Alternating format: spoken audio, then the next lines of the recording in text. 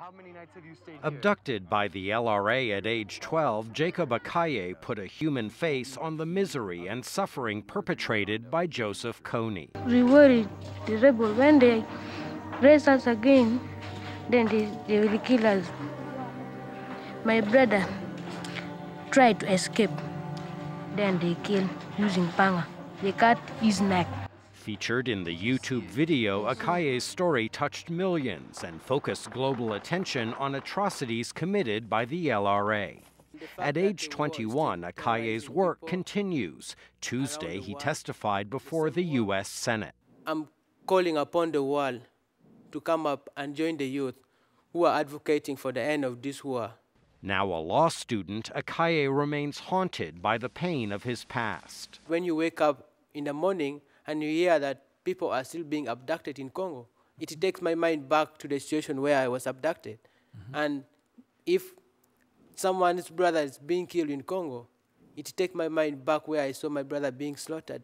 Over the last 25 years, the LRA is believed to have recruited tens of thousands of child soldiers and displaced as many as 2 million people across Central Africa. No longer based in Uganda, the LRA remains active in neighboring countries, says Senator Chris Coons. In the past 4 months alone, the LRA has committed 132 attacks in 3 countries: the Central African Republic, the Democratic Republic of the Congo, and South Sudan, despite an increased U.S.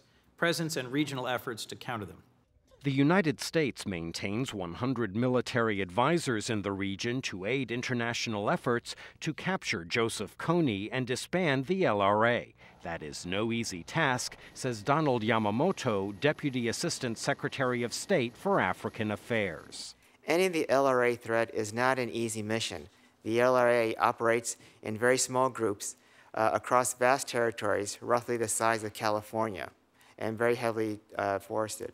Joseph Kony has been a fugitive from the International Criminal Court since 2005. His capture and conviction for crimes against humanity would be a blessing for Africa and the world, says former LRA victim and children's advocate Jolie Okot. Bringing Kony to justice will show the world that impunity is not a way forward to let human souls suffer. And I think bringing him to justice will, I think, in the long run, stop people around the world who are so brutal and people who think that playing around with the lives of a fellow human being is the way forward.